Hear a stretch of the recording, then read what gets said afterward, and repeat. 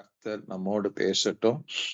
Amen. I feel that இன்னைக்கு I was just அதுக்கு இங்க வர இந்த ஆராதனைக்கு இந்த ஜெபத்துக்கு முன்பாக I felt as if God was saying something in my heart. I believe it is in the செய்தி. It's a promise to someone.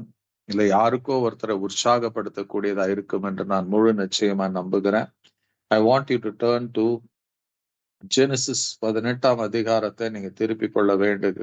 I want you to turn to Genesis chapter 18. அந்த இடத்துல 14th verse நீங்க I want you to turn to 14th verse. அந்த முதல் பாகத்தை படிக்கலாம் நாம. And this was a word that God gave. Hallelujah. இத சாராளுக்கு சொல்லுகிற ஒரு காரியத்தை நாம் பார்க்கலாம். This word came from the mouth of God. இத சொல்லுகிறதை பார்க்கலாம். என்னன்னா, கர்த்தரால் ஆகாத காரியம் உண்டோ? Is there anything difficult for the Lord? Amen. கர்த்தரால்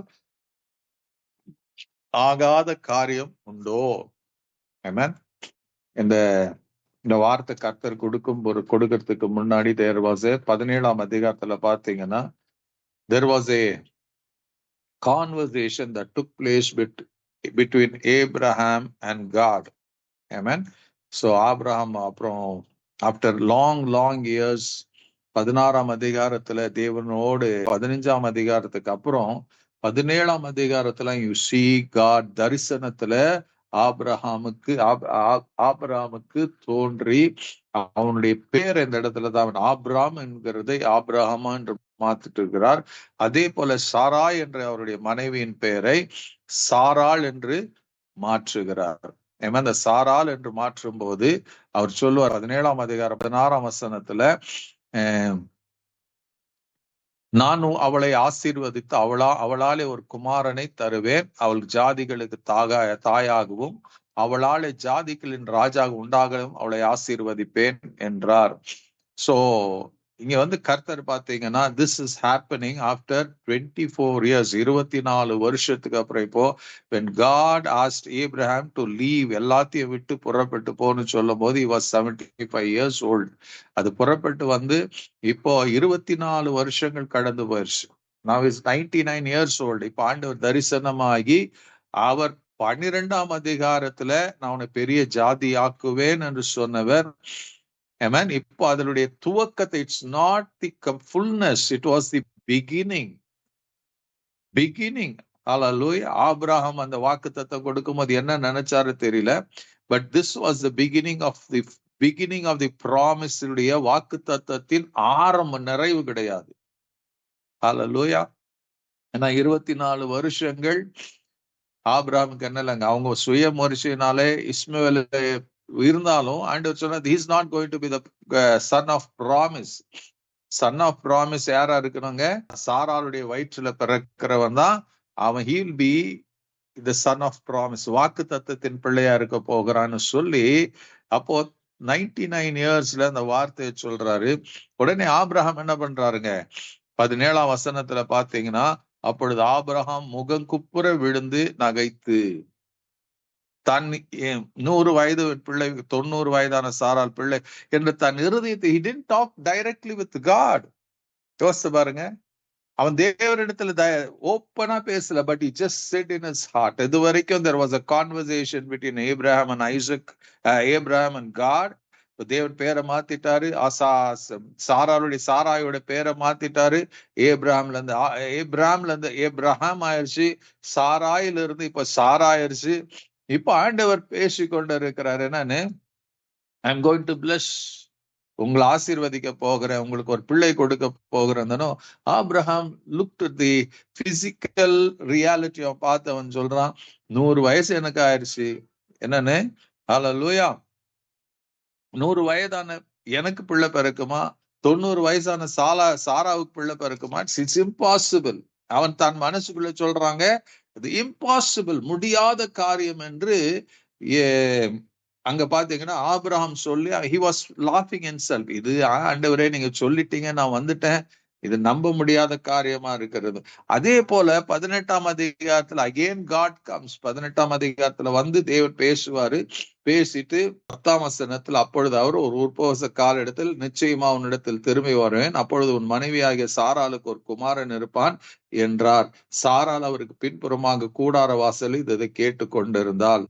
ஆபிரகாமும் சாராலும் வயது சென்று முதிர் வயதுகளாக இருந்தார்கள். ஸ்ரீகளுக்குள்ளே வழிபாடு சாராளுக்கு நின்று போயிட்டு, ஆகையால் சாராள் தன் உள்ளத்துல நகைத்து, நான் கிழவியும் என் ஆண்டவன் முதிர்ந்த வயது உள்ளமா இருக்கிற எனக்கு இன்பம் உண்டாகுமோ என்றால். சோ அங்க பாத்தீங்கன்னா ஆபிரகாம் நகைக்கிறான், இங்க சிரிக்கிறான். அந்த சிரிப்புல என்ன அவன் பதில், அவன் என்ன சொன்னான்னு கர்த்தருக்கு தெரியுது. இங்க பாத்தீங்கன்னா சாராள் என்ன பண்றாங்க, தன் உள்ளத்துலதான் நகைத்தாள். she laughed herself in, தன்னுடைய இருதயத்துல சிரிச்சு தன் இருதயத்துல பேசி கொள்ளுகிறாருன்னு, நான் கிழவி ஆயிட்டேன், என் புருஷன் முதிர் வயது உள்ளனா, எங்களுக்கு எங்க நடக்க போகிறது, இட்ஸ் ஓவர், இட்ஸ் இம்பாசிபிள். அப்போதான் கர்த்தர் என்ன சொல்றாருங்க, இந்த வார்த்தையை அவர் சொல்லுவார் 13ஆம் வசனத்துல, அப்போது கர்த்தர் ஆபிரகாமை நோக்கி, சாராள் நகைத்து நான் கிழவியா இருக்க பிள்ளை பெறுவது மெய்யோ என்று சொல்வானேன், கர்த்தரால் ஆகாத காரியம் ஒன்று உண்டோ, கர்த்தரால் ஆகாத காரியம் ஒன்று உண்டோ. இன்னைக்கு to summon God may be giving us a prophecy கொடுக்கலாம். ஒரு நம்பிக்கை இழந்து போன உங்களுக்கு ஒரு நம்பிக்கை கொடுக்கக்கூடிய வார்த்தை இது அமையட்டும் என்று நான் செபிக்கிறேன். பிகாஸ் இன்னைக்கு அநேகர் இன்னைக்கு இருக்கிற உலக போகிற வேகத்திலையும் உலகத்துல நடக்கிற காரியங்களிலையும் நமக்கு எதுவுமே என்ன இல்லைங்க, we don't have much confidence in the things. நமக்கு இன்னைக்கு வேக வேகமா சூழ்நிலைகள் மாறிக்கொண்டு இருக்கிறது. எல்லா சிஸ்டமும் உலகத்துல எந்த சிஸ்டம் பாத்தீங்கன்னா நேத்து இருந்தது போல இல்ல. இன்னைக்கு புது புது காரியங்கள் புது புது சிஸ்டம் வருகிறதுனால நாம அந்த புது சிஸ்டம்க்கு அடாப்ட் பண்ணி கொண்டு போகிற வேகத்துல இருக்கிறோமே ஒழிய நமக்கு என்ன இருக்குங்க, இது நடக்கும் இது நடக்குமாங்கிற கேள்விக்குறியோட வாழ்ந்துக்கணும். இப்ப நத்திங் இஸ், கொஞ்ச நாள் நமக்கு ஒண்ணும் நடக்கலன்னா இது நடக்காது என்று தீர்மானித்து வாழ்கிற ஒரு வாழ்க்கை தான் நமக்கு. அல்லேலூயா. இப்ப இந்த இரவுல கர்த்தர் அன்னைக்கு சாரால பார்த்து சொன்னது போலதான் நாம பார்த்து சொல்லுகிறார். Is putting a question before you. உங்க முன்னாடி இந்த கேள்வியை வைக்கிறார். என்னன்னு, கர்த்தரால் ஆகாத காரியம் உண்டோ, கர்த்தரால் ஆகாத காரியம் உண்டோ. Hallelujah. Is anything too hard for the Lord? Is anything too hard for the Lord? இன்னைக்கு நாம என்ன பண்றோம்னா, we think இது கர்த்தரால் முடியாது, நான் ஜெபம் பண்ணேன் எனக்கு நடக்கல, நான் கேட்டேன் இது எனக்கு கிடைக்கலன்னு we just walk away from God. இதுதான் நடந்ததுங்க ஆபிரகாமுடைய வாழ்க்கையில. they just moved away from God because they had Isaac. Ishmael இருந்ததுனால they moved away and God came back to them. கர்த்தர் திரும்பி வந்து அவங்க நம்பிக்கை அற்ற நிலைமையில வாழ்ந்து கொண்டு இருக்கும் போது, அவங்க விசுவாசத்துல தளர்ந்து போயிருக்கிற நேரத்துல God தேவன் திரும்பி வந்து அவருடைய விசுவாசத்தையும் அவருடைய நம்பிக்கையும் உயிர்ப்பித்து அவருடைய ஒரு வாக்கு தத்தத்தை நினைவு கூர்ந்து விட்டு கடந்து போகிறதை நாம் இந்த இடத்துல பார்க்கலாம். இந்த இரவுல கூட உங்க வாழ்க்கையில உங்க ஜெபத்துல நீங்க சோர்ந்து போயிருக்கலாம், உங்க விசுவாசம் தளர்ந்து போயிருக்கலாம், நீங்க நம்பிக்கை அற்றவர்களாக ஏதோ நான் சர்ச்சுக்கு போறேங்க, ஏதோ ஒரு கிறிஸ்துவலா இருக்கிறேன், ஏதோ நாம ரட்சிக்கப்பட்டிருக்கிறதுனால குடும்ப ஜெபத்துல ஜெபிக்கிறேன், அதோட என் வாழ்க்கை நின்று போனது, எனக்கு இனிமேல ஒரு நன்மை நடக்கும்னு எனக்கு நம்பிக்கை கிடையாது, இனிமேல் என் வாழ்க்கையிலோ என் பிள்ளைகள் வாழ்க்கையிலோ என் குடும்பங்களிலோ ஒரு மாற்றம் வரும் என்று எனக்கு நம்பிக்கை இல்லை.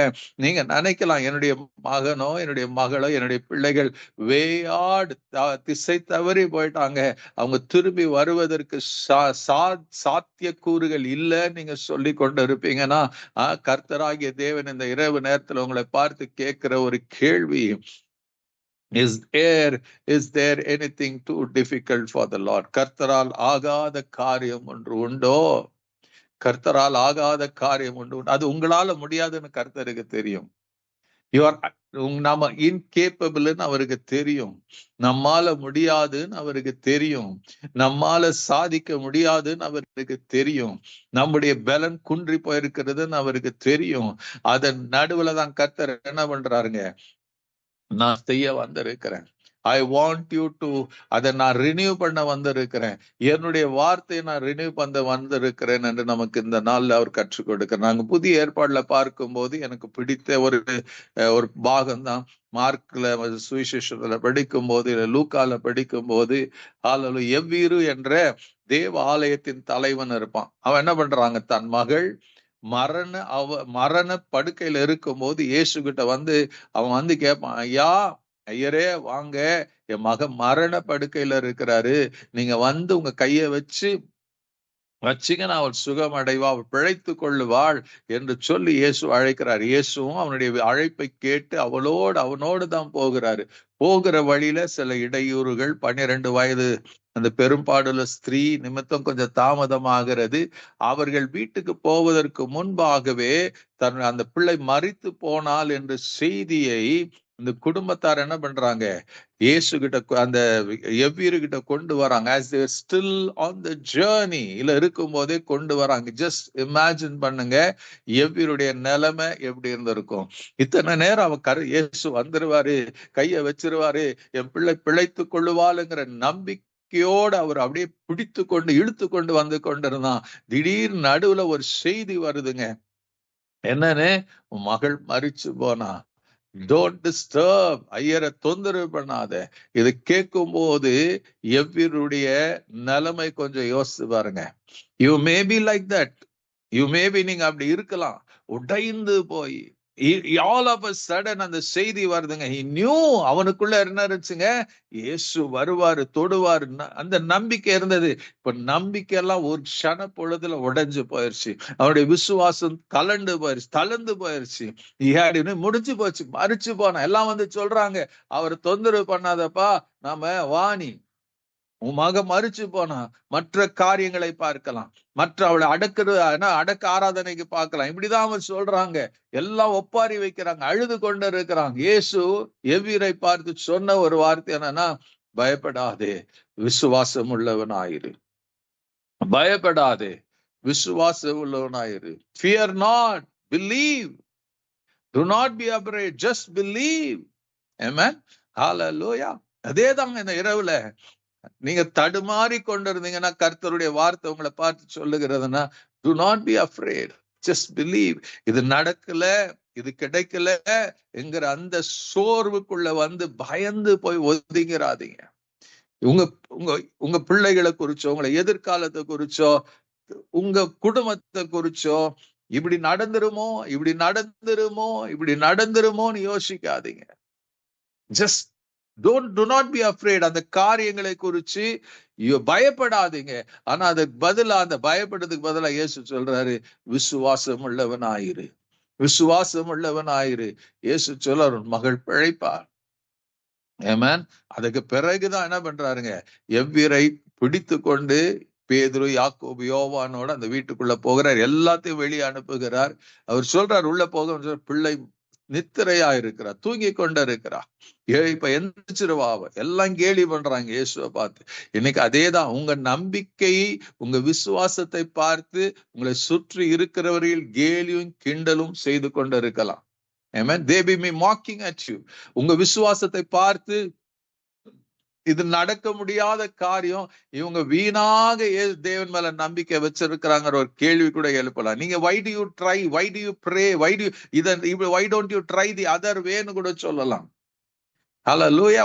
உங்க முகத்துக்கு முன்பாக இல்ல உங்க முதுகுக்கு பின்னாடி சொல்லும் போது உங்களை இருதயத்தை கிழிக்க கூடியதாய், உங்களை என்ன கலங்க பண்ணக்கூடியதாய் கூட இருக்கலாம். ஆமென். அதன் நடுவுல தான் இயேசு சொல்றாரு, என்னங்க, பயப்படாதே, விசுவாசம் உள்ளவனாயிரு. பயப்படாது. இன்னைக்கு உங்களுக்கு பயப்படாது, விசுவாசம் உள்ளவர்களாயிருங்கள். பிகாஸ் எதுக்குன்னா, God is still working. உங்க வாழ்க்கையில தேவனுடைய கிரியை நடப்பித்து கொண்டு இருக்கிறார்.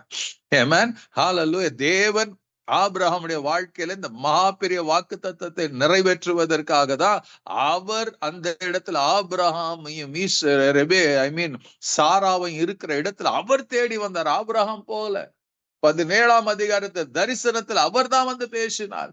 18ஆம் அதிகாரத்துல he himself came before going to Sodom and Gomorrah. அவர் பேசி நம்பிக்கை கொடுத்தார். சந்தேகப்படாதீங்க, விசுவாசம் உள்ளவர்களா இருங்க. இன்னும் அடுத்த வருஷத்துல, ஒரு உற்பவச காலத்துல நீ ஒரு குழந்தையை சுமப்பாய் என்று சொல்லும் போது நம்பிக்கை இல்லாம, அதே போலதான் இயேசு உன் மகள் பிழைப்பாள் என்று சொல்லுது, ஒருத்தருக்கு நம்பிக்கை இல்லை. எவ்வி இருக்குன்னு இல்லை எனக்கு தெரியாது.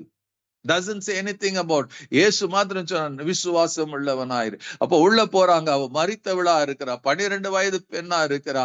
இயேசு அந்த பிள்ளையுடைய கையை பிடிச்சு தூக்கி, சிறுப்பின்னே எழுந்திரு என்று சொன்னார். உடனே என்ன பண்ணலாம், கண் விழுத்து பார்த்தா, எழுந்தா, நடந்தா. ஆமென்.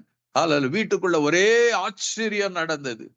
They were excited. வெளியே ஒருத்தருக்கும் தெரியாத அந்த பிள்ளை உயிரோடு எழுந்தது. இயேசு அந்த பிள்ளைக்கு ஆகாரத்தை கொடுக்க சொல்லிட்டு அவர் கடந்து போகிற, யோசித்து பாருங்க எவ்வியருடைய அந்த அழைப்பு, இயேசு கூட வந்த அந்த ஒரு செயல். ஆமென். எல்லாருடைய அவிசுவாசமான வார்த்தை, அதன் நடுவுல கர்த்தர் என்ன பண்ணாருங்க, அவர் செய்ய நினைத்தது ஆண்டவரை செய்து முடித்தார். உயிரோடு எழுப்பி அந்த பெண்ணை கொடுக்கும் போது அந்த வீட்டுக்குள்ள எத்தனை மகிழ்ச்சி உண்டாயிருக்கும். அந்த மகிழ்ச்சி, அதற்கு பிறகு மற்றவர்கள் சொல்லி இருக்கலாம், வந்தவர்கள் எல்லாம் அழுது புலம்பினவர்கள் இப்ப கர்த்தருக்கென்று துதி ஆராதனை பண்ண இருக்கலாம், இயேசு ஓஹோன்னு புகழ்ந்து இருக்கலாம். ஆனா கொஞ்ச நேரத்துக்கு முன்னாடி நடந்த காரியத்தை யோசிச்சு பாருங்க. அதேதான் உங்க வாழ்க்கையில இதுக்கு முன்னாடி என்ன காரியம் நடந்திருந்தாலும் அதன் நடுவுல கர்த்தர் சொல்லுகிறது, ஹல்லேலூயா, கர்த்தரால் ஆகாத காரியம் உண்டோ? அதனால என்ன பண்ணு, பயப்படாதே, விசுவாசம் உள்ளவர்களாயிருங்கள். உங்க காரியம் அது நிச்சயமா வாய்க்கும். ஆமென். ஹல்லேலூயா. சாராளுக்கு 1 வருஷம், எவ்விருடைய மகளுக்கு அடுத்த ஒரு சில நிமிஷங்கள்ல மாற்றம். அதே போலதான் கர்த்தர், what ever your situation is, நீங்க அந்த சூழ்நிலையை பார்க்காம உங்களோடு பேசுகிற கர்த்தரை பாருங்க. அது ஆண்டவர் சொல்ற, சாரால் நகைத்தாள். ஆண்டவர் சொன்னார், இது கர்த்தரால் ஆகாதுன்னு நினைக்காது, எல்லாம் கர்த்தரால முடியும். when everything is in the opposite to your, உங்க ஃபீலிங்க்கும் உங்க தாட்டுக்கும் ஆப்போசிட்டா இருக்கும் போது கர்த்தரால் ஒரு பெரிய மகிமையான காரியங்களை மறுபடியும் உயிர்ப்பித்து உங்களுக்கு கொடுக்க முடியும்.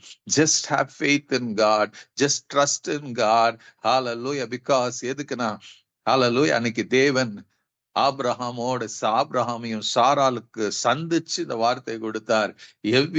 எவ்விரோடு நடந்து வரும்போது இயேசு சொன்ன வார்த்தை, பயப்படாத, விசுவாசம் உள்ளவராய். இன்னைக்கு என்ன தெரியுமா, if God is with you, nothing is impossible for you. அவர் உங்களோட இருப்பாரானால், ஹல்லேலூயா, கர்த்தரால் ஆகாத காரியம் ஒன்றுமில்லை, எல்லாம் நடக்கும்.